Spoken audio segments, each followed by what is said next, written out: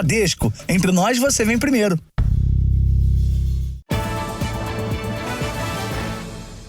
Olá, boa noite. Boa noite. A guerra entre Israel e o grupo terrorista Hamas completou um mês hoje.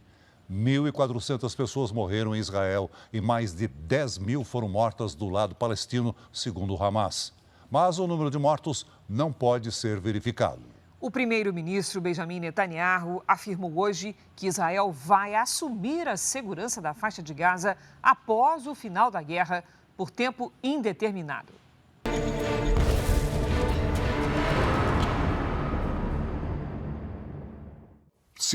General ceasefire in Gaza without the release of our hostages. Não haverá cessar-fogo sem a libertação dos reféns, garantiu o primeiro-ministro.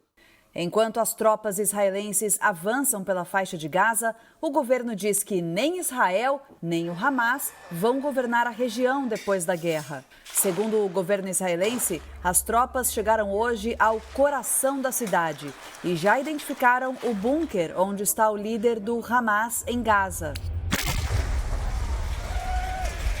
Neste vídeo, túneis usados pelo grupo terrorista são destruídos.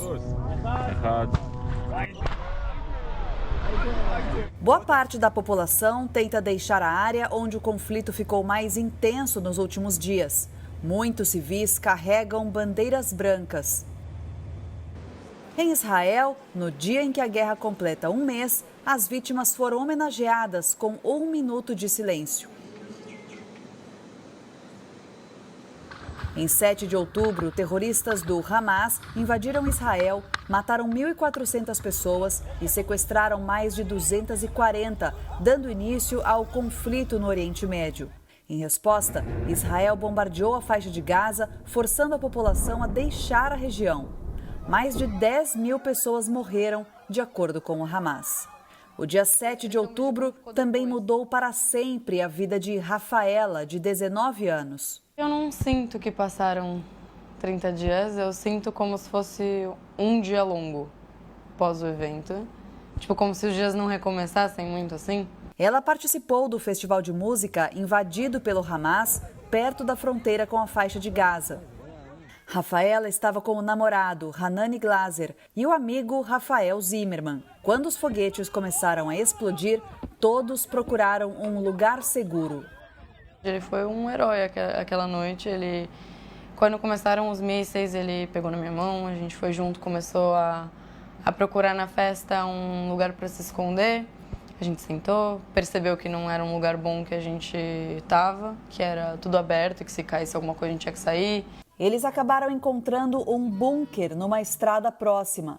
Foi num bunker como este que a Rafaela se protegeu na manhã de 7 de outubro. Ela, o namorado e os outros amigos que estavam na festa. É um lugar bem pequeno, não deve ter mais do que 4 ou 5 metros quadrados.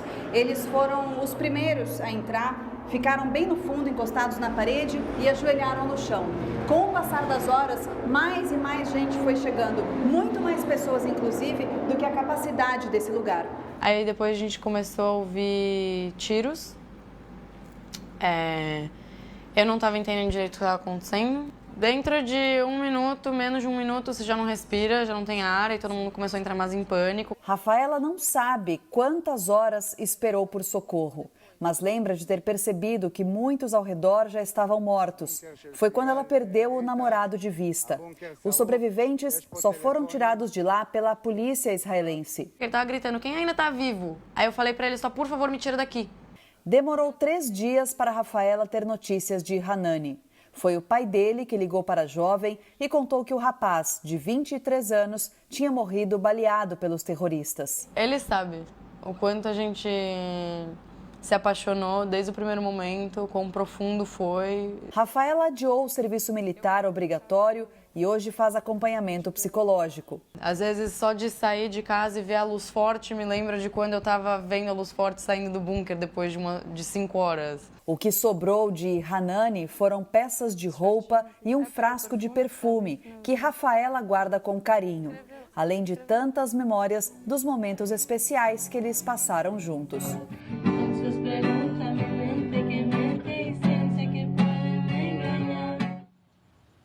O cerco a Gaza e a divisão da região em 2 partes evidenciam os próximos passos da guerra. A invasão por terra é a única maneira de Israel buscar a eliminação do grupo terrorista Hamas, mas expõe seus soldados e a população civil aos ataques. Os intensos bombardeios de Israel contra a faixa de Gaza essa semana marcam o início de uma nova fase da guerra contra o Hamas. O objetivo agora é intensificar o avanço das tropas por terra para sufocar o grupo terrorista. Um mês após o início do conflito, o governo de Israel afirma que conseguiu cercar Gaza. A região norte da faixa de Gaza é conhecida como a grande central de comando e onde se concentram as estruturas do Hamas e a maior parte dos túneis, dos depósitos e das fábricas de armas do grupo. Como o Hamas opera dentro da população civil, entre a população civil, a estratégia de Israel era muito simples. Foi cortar a faixa de Gaza em duas partes. A parte sul, onde ainda, obviamente, há operações do Hamas e também há contra-ataques israelenses, mas o grosso está na parte norte. O plano de Israel é deslocar os civis do norte para o sul e ter condições de atacar as bases terroristas sem atingir a população da faixa de Gaza. Todos nós estamos esperando por uma resolução pacífica o quanto antes para o conflito, mas, sendo bem pragmático e realista, o Hamas não vai ser destruído se não for atacado da onde ele comanda as operações, que é embaixo, principalmente do Hospital Shifa e outras localidades de civis dentro do norte da faixa de Gaza. A divisão de Gaza pelas forças de defesa israelenses tem o objetivo de isolar e enfraquecer o Hamas. Para especialistas, a pressão internacional fez Israel mudar de estratégia para tentar reduzir os danos à população civil palestina. Mesmo assim, a nova fase da guerra, com as incursões por terra, deve ser ainda mais violenta para os dois lados. É muito diferente daquilo que é uma guerra tradicional de campo.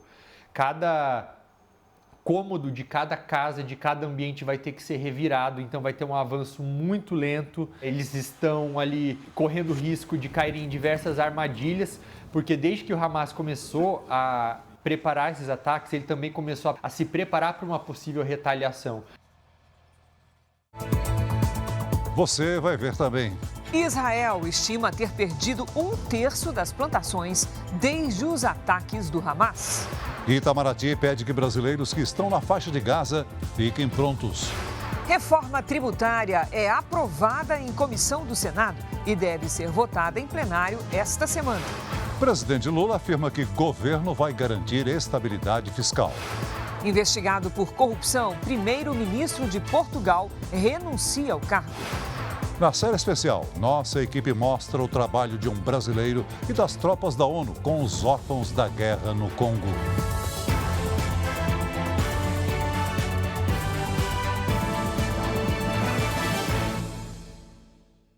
Oferecimento: Bradesco. Empréstimo na hora em 3 cliques é fácil.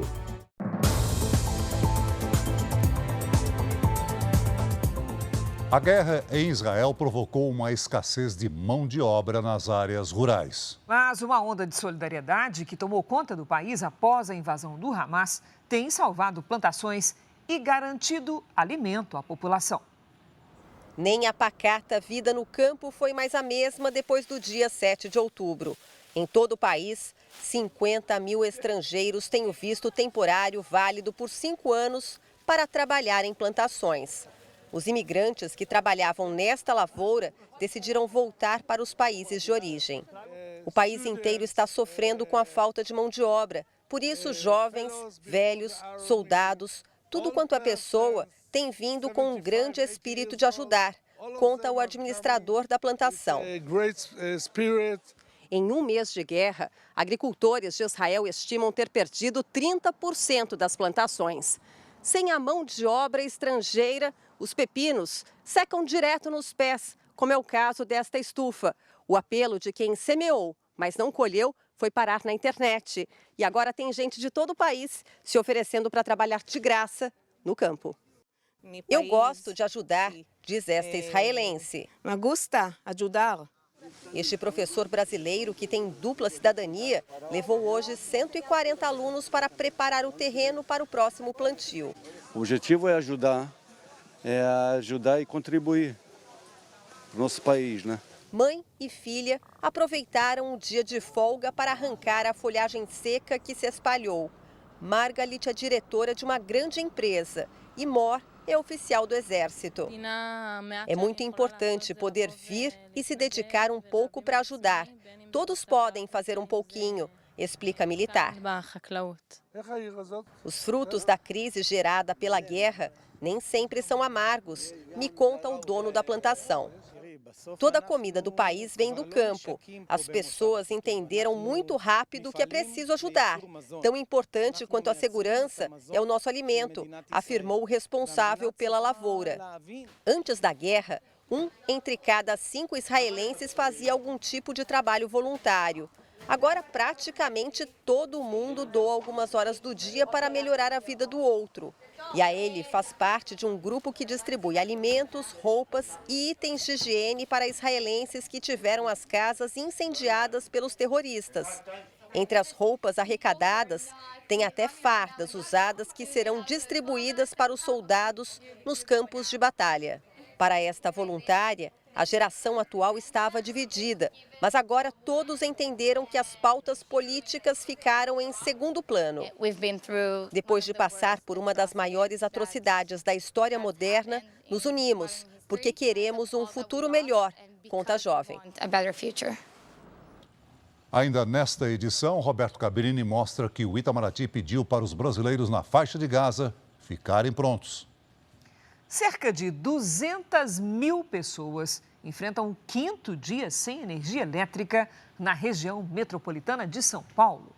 Os problemas na rede foram causados por quedas de árvores no temporal da semana passada e até agora não foram resolvidos pela concessionária de energia. O caso trouxe de volta a discussão sobre a necessidade de enterrar os cabos elétricos nas grandes cidades. Dono dessa padaria, seu Oscar, enfrentou quase 4 dias sem energia. Durante praticamente 4 dias, deixamos de vender, certo? Temos 4 geladeiras queimadas. A luz só voltou hoje. Alimentos estragaram e o prejuízo passa dos R$70 mil. Carnes que foram jogadas para o lixo, legumes, frutas, tudo foi para o lixo. A falha no fornecimento de energia elétrica foi causada pela queda de centenas de árvores sobre postes no temporal de sexta-feira em todo o estado. Hoje foi confirmada, em decorrência das chuvas, a 8ª morte na cidade de Ibiúna, no interior. A vítima também foi atingida por uma árvore. Já os transtornos foram maiores na capital paulista. A Associação Brasileira de Telecomunicações estima que a maior cidade do país tenha mais de 100 mil quilômetros de fios aéreos. A Agência Nacional de Energia Elétrica calcula que 10% da rede na capital paulista seja subterrânea. No Rio de Janeiro, 11%. Em Porto Alegre, 9,2%. E em Belo Horizonte, apenas 2%. Nas últimas décadas, São Paulo chegou a traçar um plano para enterrar 250 quilômetros de fios elétricos por ano. No entanto, programas elaborados por diferentes gestões foram questionados por empresas, inclusive na Justiça.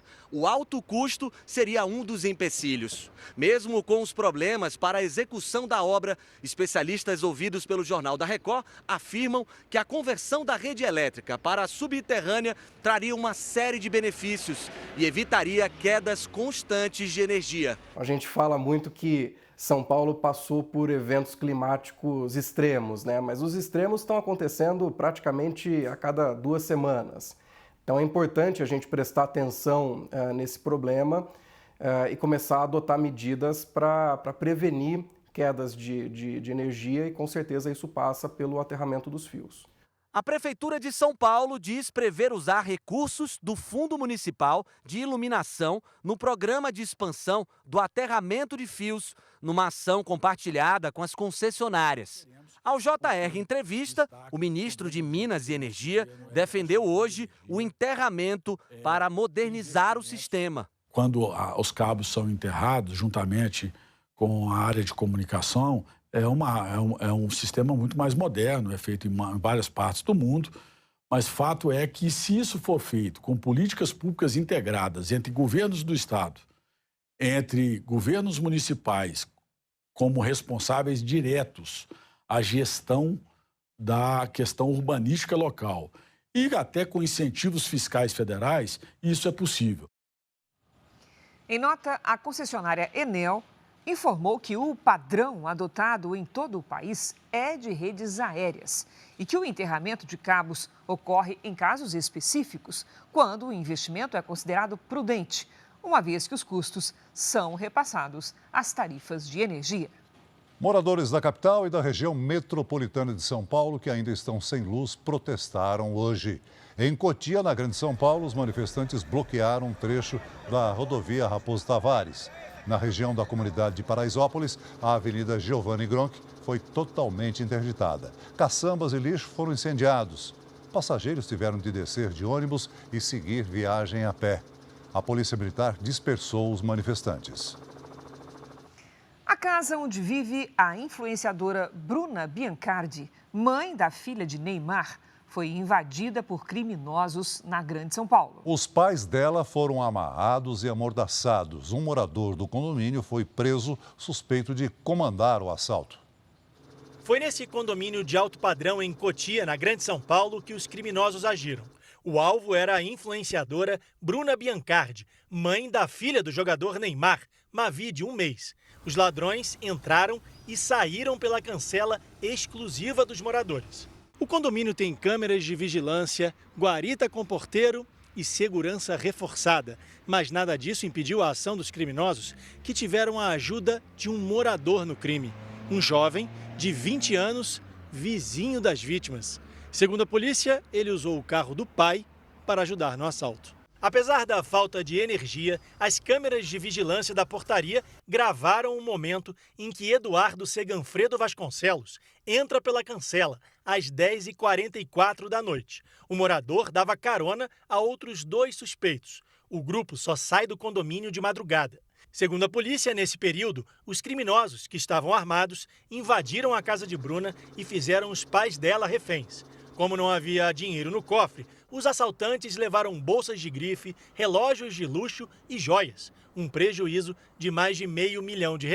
Prontamente já disseram que sabiam quem se tratavam as vítimas, que eram sogros do jogador de futebol Neymar, e prontamente também perguntaram onde que estava a filha do casal, onde estava a bebê e a outra irmã. Quando a família foi liberada, acionou a segurança do conjunto residencial, que começou a busca pelos ladrões com a ajuda da Guarda Civil. Eduardo foi preso a pé do lado de fora do condomínio. Segundo a polícia, a mãe e o padrasto dele não estão envolvidos no assalto, mas Eduardo foi reconhecido pelas vítimas e já tinha antecedentes criminais. Ele chegou a ser detido no ano passado por tráfico de drogas, mas foi beneficiado com uma medida cautelar. Os investigadores tentam encontrar os outros 2 suspeitos que já foram identificados. A conduta do Eduardo, além de ser um mentor intelectual dessa empreitada criminosa, ele foi um facilitador e ele próprio falou para mim no interrogatório: eu aproveitei que eu tinha biometria e ia entrar de boa. Foi assim que eu fiz. Pelas redes sociais, Bruna Biancardi, que não estava na casa no momento da invasão, tranquilizou familiares e amigos. Coisas materiais a gente reconquista, destacou a influenciadora. Um guarda municipal foi preso no Rio de Janeiro suspeito de participar de um esquema de pirâmide financeira. Ele teria enganado os próprios colegas de trabalho que denunciaram o crime.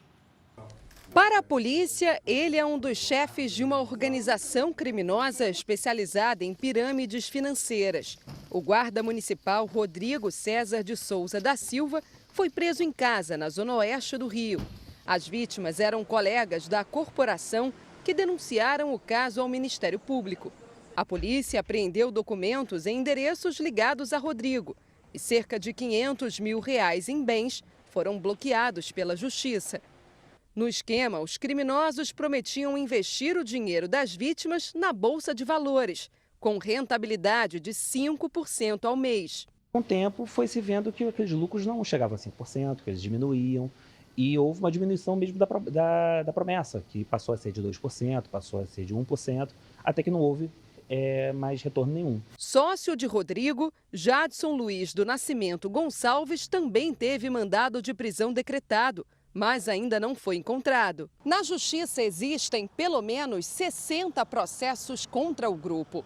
A organização criminosa teria movimentado entre 2021 e 2022 pelo menos 134 milhões de reais. Além de Rodrigo e Jadson, outras 6 pessoas são investigadas. Conseguimos detectar também que esse grupo expandiu as suas ações criminosas para o estado da Bahia e possivelmente em outros estados da federação. Em nota, a Secretaria Municipal de Ordem Pública do Rio de Janeiro informou que o guarda municipal foi afastado. Disse ainda que o caso está sendo acompanhado pela Corregedoria e que a instituição está colaborando com as investigações. A produção do Jornal da Record não conseguiu contato com as defesas de Rodrigo César e Jadson Luiz. O Rio de Janeiro vai sediar a maior competição de esportes eletrônicos das Américas no ano que vem. Jogadores de 22 países estarão reunidos nos Jogos Pan-Americanos de Esportes Rio 2024. A Record é a emissora oficial do torneio, que foi anunciado hoje. Quando você pensa no Rio de Janeiro, o que vem à sua cabeça? Pão de açúcar? Praias? Futebol? Ok, tudo certo. Mas em 2024, a cidade maravilhosa vai ser conhecida também por outra grande atração.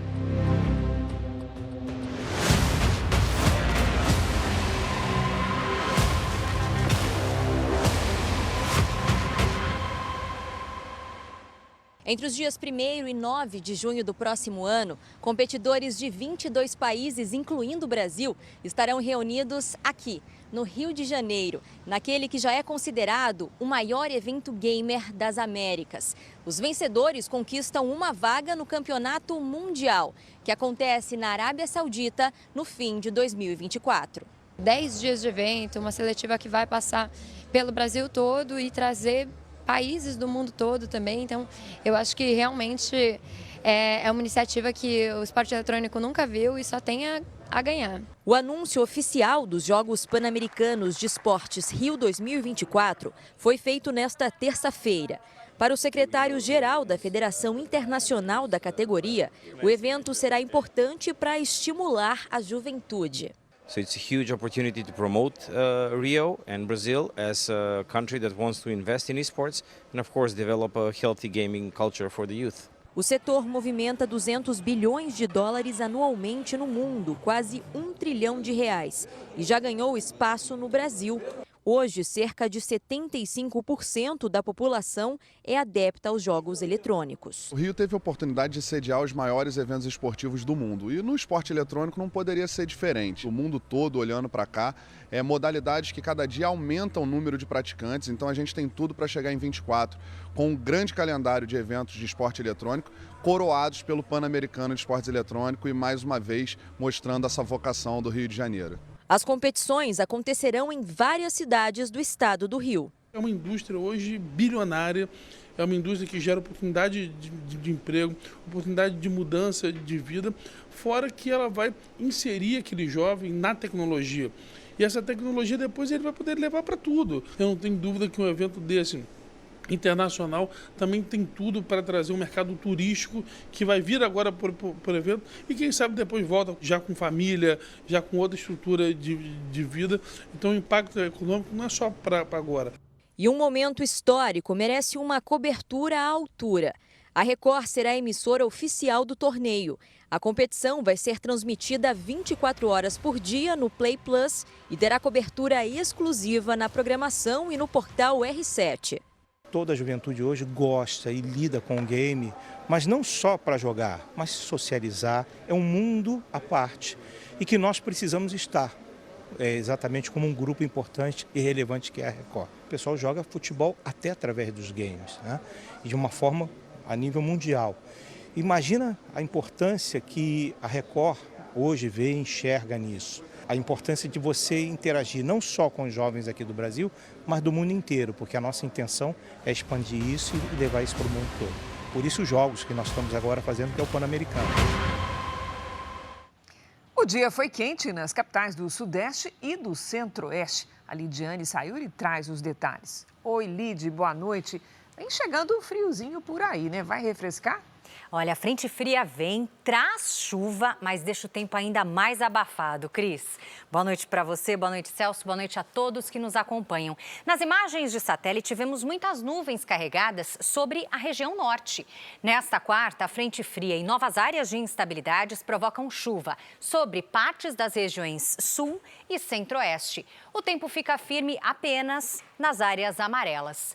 Em Presidente Prudente, no interior de São Paulo, em Corumbá, Mato Grosso do Sul e em Rondonópolis, Mato Grosso, previsão de pancadas de chuva à tarde e à noite, com máximas de 38, 40 e até 39 graus. Essas temperaturas sinalizam a chegada de uma nova onda de calor ao centro do país. Nessa área vermelha que vai do norte do Paraná, passa pelo centro-oeste de São Paulo, Rio de Janeiro até Mato Grosso, as temperaturas devem atingir 40 graus. Serão pelo menos 5 graus acima do normal por mais de uma semana. No giro de temperaturas, amanhã, tarde com 29 graus em Florianópolis. Em São Paulo, Rio de Janeiro e São Luís, até 33. Em Cuiabá, máxima de 40. Em Rio Branco e em Manaus, 31. Vamos ao Tempo Delivery. O Renato e a Tereza são de Araruama, no Rio de Janeiro, Lidy. Vamos lá. Renato, Tereza, boa noite para vocês. Quarta e quinta de tempo firme, com máximas de 29 e de 34 graus. Na sexta faz até 31 e aí chove à noite. A Regina e o Valtemir pedem chuva para Pedro Calmon, Bahia. Opa, pedido atendido, hein, Regina? Valtemir, boa noite para vocês. Amanhã e na quinta esquenta até os 33 graus e chove à tarde. Na sexta, o tempo volta a ficar firme e faz até 34. Mande também seu pedido pelas redes sociais com a hashtag #VocêNoJR. Cris, Celso. Valeu, Lidy. Até amanhã, Lidy.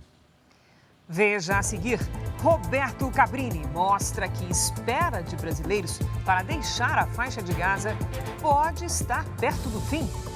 Primeiro-ministro português entrega o cargo depois de ter o nome envolvido em casos de corrupção. Na nossa série especial, a história das crianças órfãs das zonas de conflito no Congo.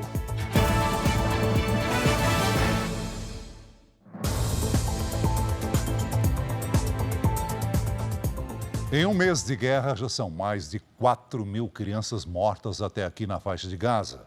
Um levantamento feito pela Organização das Nações Unidas aponta que a cada 10 minutos, uma criança perde a vida.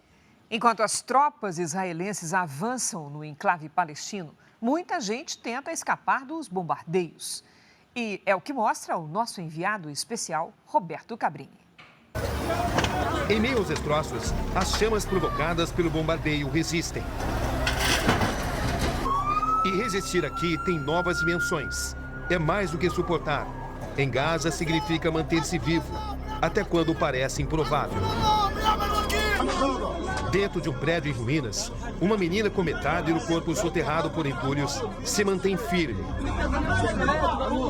Os socorristas sabem que tem pouco tempo. Tudo pode vir abaixo.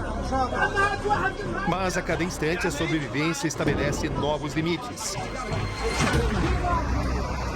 Até que a garota é socorrida. Mesmo em ruas progressivamente caóticas, populares abrem caminho. Ela é levada para uma ambulância. Está lúcida, sem ferimentos graves. No hospital, uma mãe corre pelos corredores.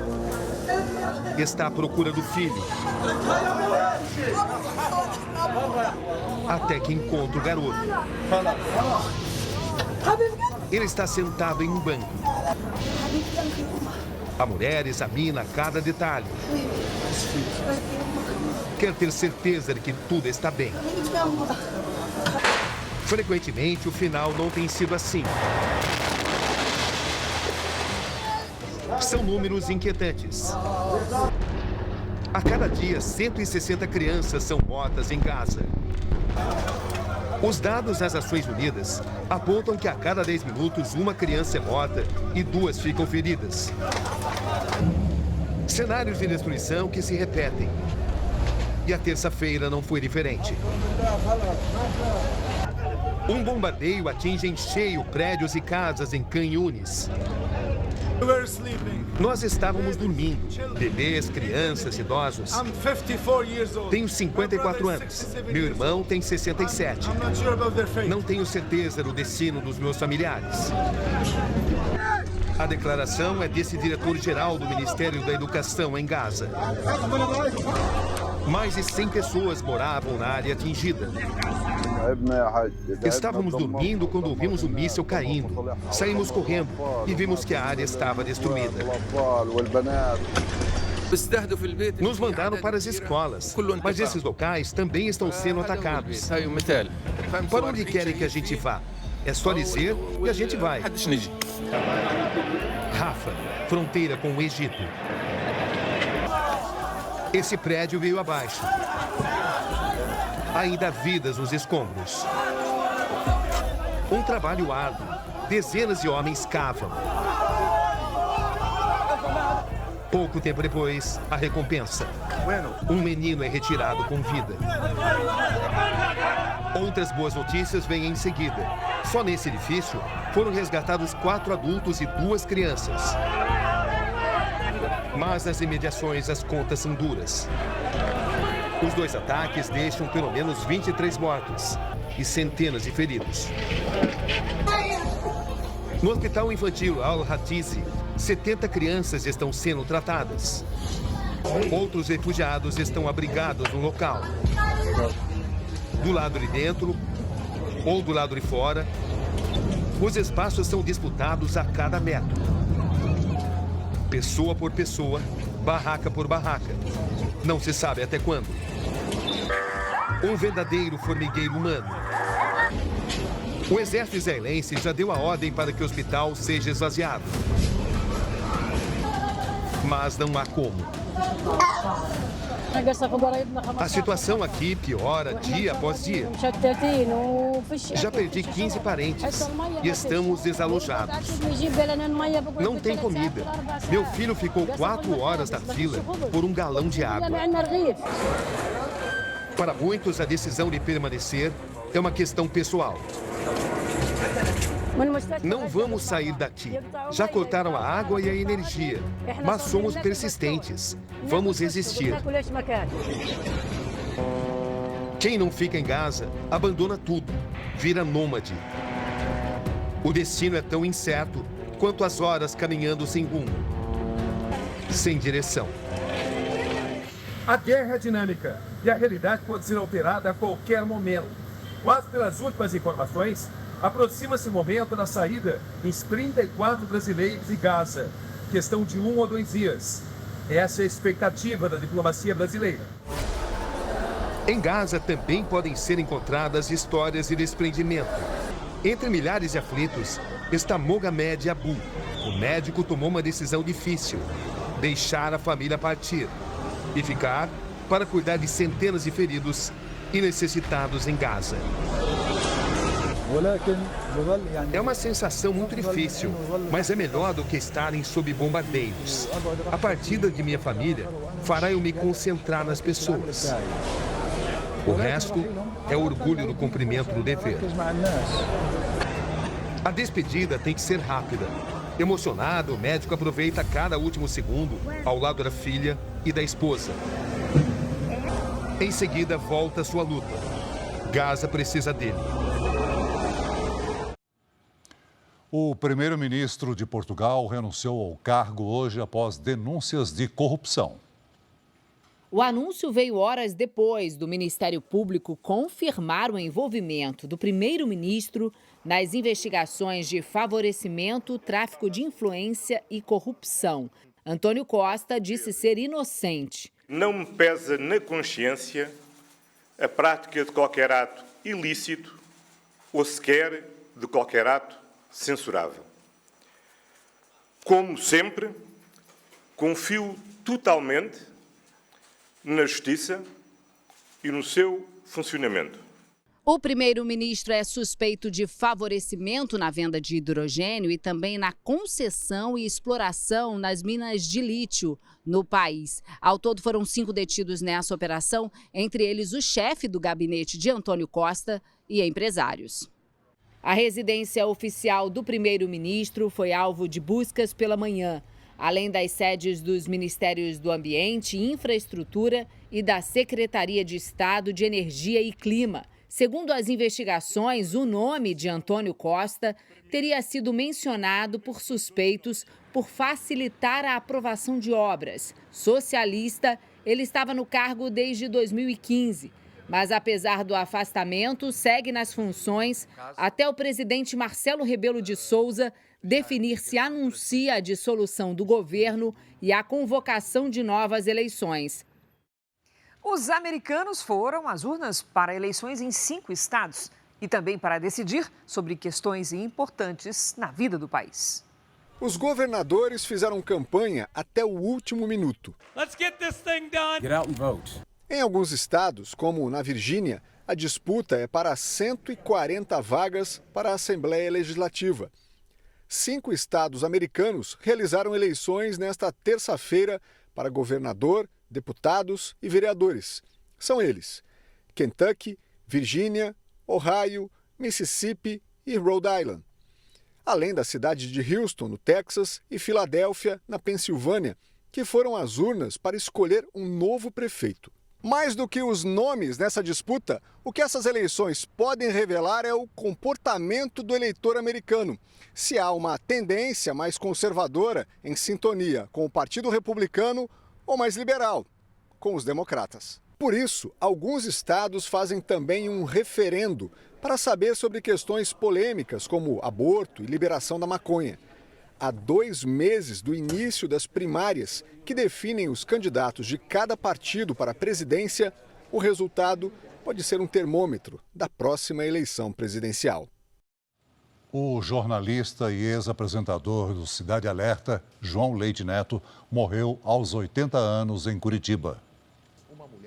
Segundo a família, ele estava internado para tratamento de um câncer e morreu após sofrer uma parada cardíaca na manhã desta terça-feira. João Leite Neto apresentou o Cidade Alerta aqui na Record em 1997. Nos últimos meses, o jornalista mantinha um canal numa rede social para comentários jornalísticos. O corpo será enterrado amanhã no cemitério Morumbi, em São Paulo.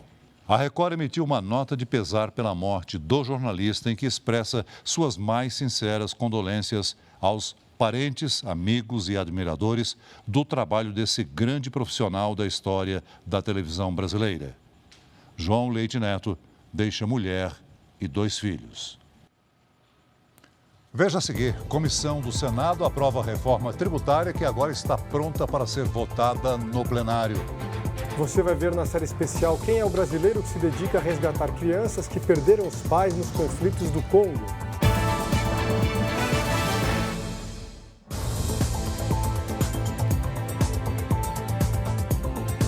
A reforma tributária foi aprovada na Comissão do Senado e deve ser analisada em plenário ainda nessa semana. O texto base foi aprovado por 20 votos a favor e 6 contra na Comissão de Constituição e Justiça. O relator, senador Eduardo Braga, aceitou novas mudanças. A principal delas prorroga de 2032 até 2043 a cobrança de um tributo de exportação pelos estados do Centro-Oeste. O objetivo é compensar perdas de arrecadação. A reforma tributária sobre bens e serviços pretende criar o IVA, Imposto sobre o Valor Agregado, para substituir 5 impostos: IPI, PIS, COFINS, ICMS e ISS. O IVA será dividido da seguinte forma: contribuição sobre bens e serviços, que será gerido pelo governo federal, e o imposto sobre bens e serviços dos estados e municípios. O valor do IVA ainda será definido, mas a equipe econômica fala em uma alíquota de 27,5%. O IVA que nós estamos implementando no Brasil não tem similitude em nenhum outro país. Nós estamos juntando num IVA dual 5 impostos de natureza distinta. Um imposto sobre produção industrial, um PIS e COFINS, um ICMS e um ISS. A proposta tem um período de 7 anos de transição para unificar os tributos. Em 2033, os impostos atuais serão extintos. O texto mantém a criação de uma cesta básica nacional de alimentos que ficarão livres de impostos e um tributo seletivo para produtos que provocam danos à saúde, como bebidas alcoólicas e cigarro. A aprovação na comissão do Senado é um importante passo nas discussões da reforma tributária, que ocorrem há mais de 30 anos. A proposta deve ir à votação ainda nesta semana no plenário do Senado. Se aprovada, volta à Câmara dos Deputados, por causa das mudanças feitas pelos senadores. O presidente da Câmara, Arthur Lira, sugeriu a aprovação do que for consenso nas duas casas e que os deputados analisem apenas os pontos modificados pelos senadores. A reforma tributária, Luquezzi, ela é a pedra angular de um projeto de desenvolvimento. Nós estamos atravancando o desenvolvimento brasileiro com o sistema tributário atual. Todos os empresários sabem disso. A disputa que se faz entre os empresários, muitas vezes, se dá por planejamento tributário e não por eficiência na produção. Em encontro com empresários e investidores, o presidente Lula destacou que o governo precisa garantir a estabilidade fiscal. A live desta terça teve como convidado o ministro da Cidade, Jader Barbalho Filho. Lula afirmou que pretende criar uma linha de financiamento para que famílias com renda de até R$12 mil possam entrar no programa Minha Casa Minha Vida. Hoje, o programa atende quem tem renda familiar mensal de até R$8 mil. O presidente também participou de um evento no Itamaraty para atrair investimentos estrangeiros. Em meio às discussões sobre o objetivo do Ministério da Fazenda de zerar a meta fiscal, o presidente disse que o importante é garantir a estabilidade sem sacrificar a população. Nós vamos garantir estabilidade política, nós vamos garantir estabilidade social, nós vamos garantir estabilidade jurídica, nós vamos garantir para vocês estabilidade fiscal e nós queremos garantir para vocês a possibilidade de vocês colocar a inteligência empresarial de vocês para que esse país cresça cada vez mais. O recado foi para o ministro da Fazenda. Desde que Fernando Haddad estabeleceu a meta de déficit zero na Lei de Diretrizes Orçamentárias, vem sofrendo duras críticas. A presidente do partido, Gleisi Hoffmann, e o ministro da Casa Civil, Rui Costa, são os principais opositores ao projeto de Haddad. O presidente Lula também não gosta da ideia de contas zeradas ano que vem, porque acredita que este é um aceno muito mais ao mercado financeiro do que à população. Ontem, Lula participou de uma reunião que foi até às 11 da noite com os líderes da base aliada no Senado, onde também foram discutidas alternativas para modificar a meta fiscal. A proposta considerada mais viável seria mudar a meta apenas em março do ano que vem. A influenciadora Luana Andrade, de 29 anos, morreu hoje durante uma cirurgia de lipoaspiração num hospital de São Paulo. Ela teve 4 paradas cardíacas. Luana ficou famosa após participar da 6ª edição do programa Power Couple Brasil, aqui na Record, ao lado do namorado João Haddad. Um incêndio de grandes proporções destruiu uma fábrica de chocolates em Linhares, no norte do Espírito Santo. As chamas começaram pela manhã e só foram controladas no fim da tarde. Ninguém ficou ferido. Os bombeiros investigam o que provocou o fogo. A polícia do Distrito Federal fez uma operação contra uma quadrilha que clonava aplicativos de mensagens para se passar por ministros do governo federal e pedir transferências via Pix. Foram cumpridos 8 mandados de busca e apreensão em João Pessoa e no Recife. No segundo episódio da série especial Congo, um país sem paz, a infância roubada das crianças que perderam os pais e as famílias em ataques rebeldes. São meninos e meninas que carregam marcas no corpo e na memória. Tentam superar, além dos traumas, os desafios de crescer num país devastado pela violência e pela miséria. Um relatório das Nações Unidas afirma que não existe lugar no mundo que seja pior para as crianças do que a República Democrática do Congo.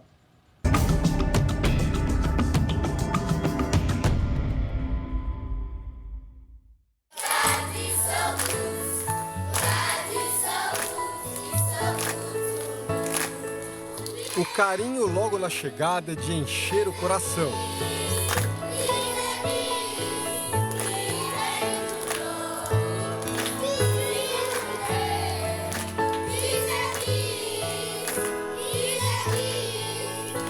Impossível não se emocionar com uma recepção assim.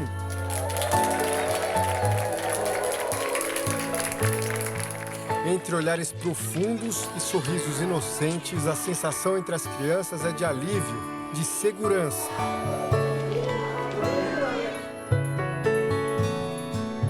São 90 órfãos que tiveram a improvável sorte de encontrar um abrigo em meio às décadas de guerra na República Democrática do Congo. Aqui todos recebem o que mais precisam: alimento, atenção e amor. Hoje a gente vai fazer reportagem sempre com a criança no colo, porque sempre tem um querendo te abraçar, te demonstrar carinho. É muito gostoso isso daí, é emocionante. Ainda mais por tudo que elas passaram, essas crianças. A história de vida delas. Assim que a atividade termina, a expressão de alegria começa a desaparecer. Cede lugar a semblantes mais abatidos. Marcados por memórias onde prevalecem os traumas. Neema, 12 anos, estava em casa com os pais num vilarejo rural quando um grupo armado rebelde chegou. Mataram meu pai com um facão quando ele abriu a porta e queimaram a nossa casa, relembra. Ela, a mãe e os irmãos fugiram. No caos, Neema se perdeu da família e não sabe se eles sobreviveram.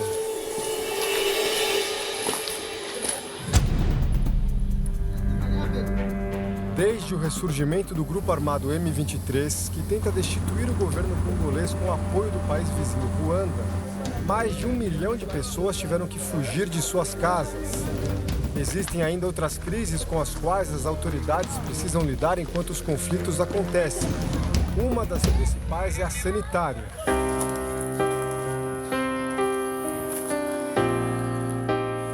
A Mani, também de 12 anos, perdeu os pais por doença. Pouco tempo depois, os combates se intensificaram na região onde ele vivia. Durante a fuga, eu não conhecia ninguém. Vi muita gente morrer no caminho, diz o menino que viajou 85 quilômetros a pé até ser resgatado e levado para o orfanato. Guerra é sofrimento, afirma ele.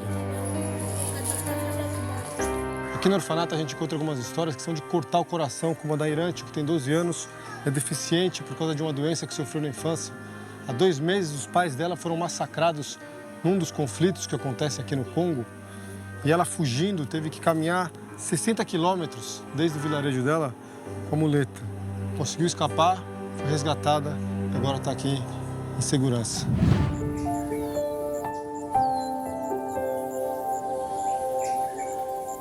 A Anitta, de 13 anos, deixou para trás a irmã mais velha, já casada, com quem dividia a casa.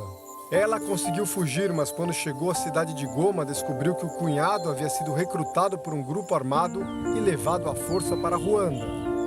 Pra gente que é pai, é até difícil contar a história desses 2 irmãos. O Augustin tem 5 anos, o Baby tem 2 anos.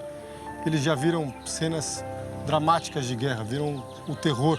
Estão muito traumatizados, porque moravam num vilarejo a cerca de 80 quilômetros daqui da cidade de Goma.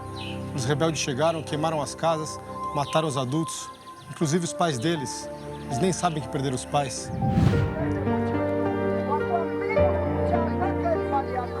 Por trás dos esforços para tentar diminuir o sofrimento dessas crianças está o Wagner, que é brasileiro.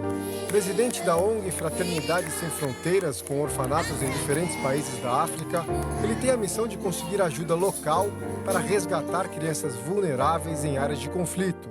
Olha, a forma que a gente faz, a gente procura não chamar atenção, né?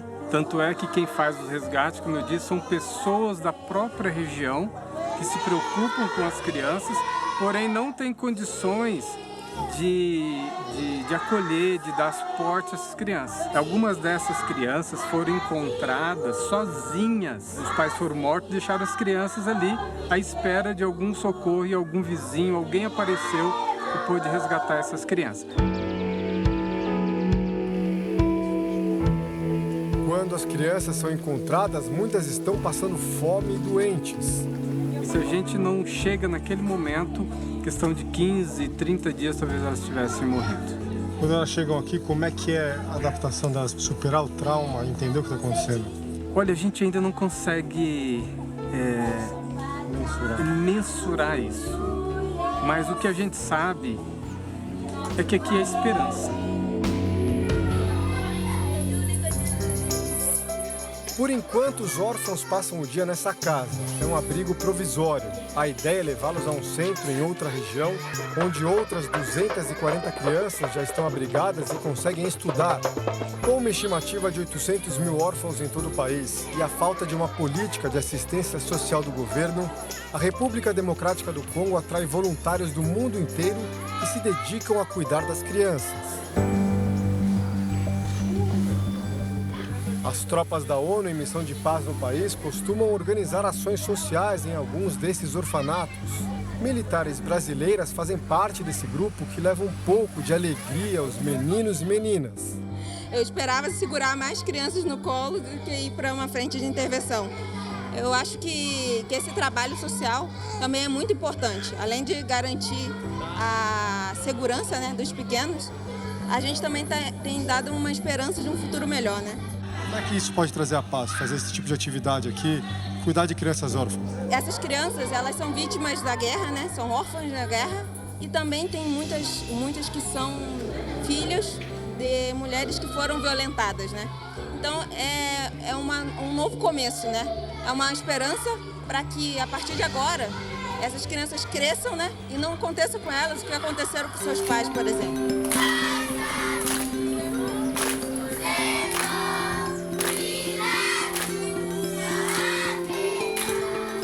Hoje é dia de festa no orfanato, dia de criar novas memórias, de reconstruir histórias. Tem guloseimas, música e palhaçada. Tem a volta do sorriso fácil e a sensação, mesmo que ilusória, de tempos de paz. Por um breve momento, os órfãos da guerra podem sentir o doce sabor da infância. Essa edição termina aqui e à 00:30 tem mais Jornal da Record. Fique agora com a série Reis. E logo depois de Quando Chama o Coração, tem Formação da Roça, ao vivo, em A Fazenda. Não perca! Record, 70 anos, tem a sua cara. Boa noite. Ótima noite para você.